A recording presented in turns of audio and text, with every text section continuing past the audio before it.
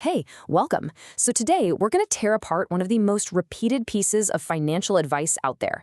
You've heard it a million times. To be a millionaire, you need 7 streams of income. But is that actually true? Let's dig in and find out. I mean, it's the ultimate question, right? If you've ever gone down the rabbit hole of financial advice online, you've probably seen the same answer pop up over and over and over again. And, yeah, you guessed it, it's almost always this number, 7. It sounds so simple, so clean, almost like a magic number that holds the key to all your financial dreams. This line right here has become the gospel of getting rich online. But if you ever stop to ask, where did this number even come from? Is it based on actual hard data from, say, the IRS? Or is it something else? Okay, let's really get into this. So first things first, and this is important. You will not find the phrase 7 streams of income anywhere in a public IRS report as some kind of statistical average. It just isn't there. The real story is actually way more interesting. It's an idea that kind of snowballed over time, thanks to a couple of key authors. So here's how it went down. The seed of the idea was planted back in 2000 by Robert Allen. He used this cool metaphor of a braided river of income, instead of just relying on one paycheck. Then, from 2004 to 2009, a guy named Thomas Corley actually put some numbers to the theory with his rich habit study. But, and this was the most crucial part, in the 2010s, influencers and content creators got a hold of Corley's data, and they boiled it down into this super catchy 7 streams rule. It's a classic case of something called hyperbolic refinement, taking a nuanced idea and making it simple, punchy, and, well, a little misleading. And this slide is where the myth just completely falls apart. Let's look at what Corley's study actually found.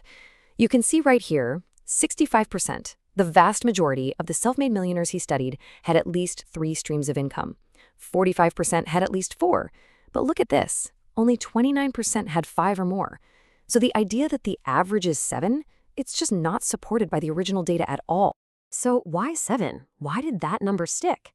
Well, it's actually a little bit of psychology.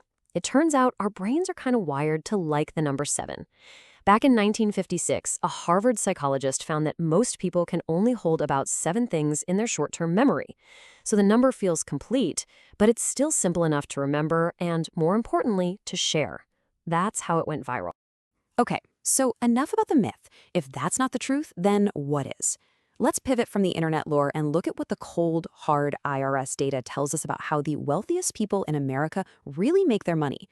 This chart right here is, wow, it is incredibly revealing.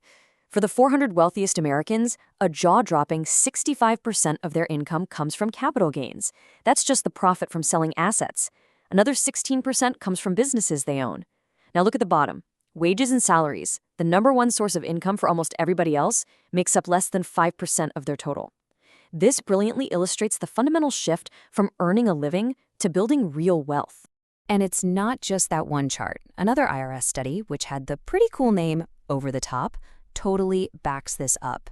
It found that as people get wealthier, their reliance on a traditional salary just plummets. They focus instead on much more tax-efficient income sources, like tax-exempt interest, which the study found was the single biggest indicator of high net worth. Okay, so let's be super clear. The number 7 might be a myth, but the idea of having different kinds of income is absolutely powerful. The real playbook isn't about having 7 random side hustles. It's about understanding the 7 distinct types of income. Let's break them down. First up, number 1, earned income.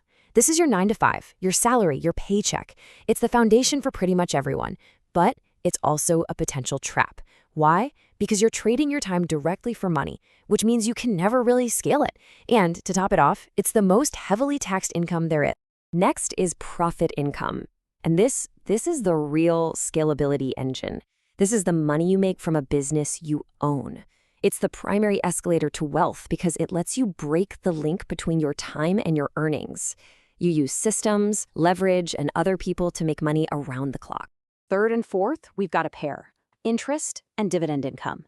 You can think of this as your capital going to work for you. You're either lending your money out for interest or owning a piece of a company and getting a slice of the profits as dividends. Both are classic passive streams that generate cash flow. Number 5 is a big one: rental income. There is a reason millionaires absolutely love real estate. It's because it offers this incredible triple benefit. You get cash flow from rent every month, The property itself grows in value, and this is huge. You get amazing tax breaks through something called depreciation. And now for number 6, capital gains. This is the growth catalyst.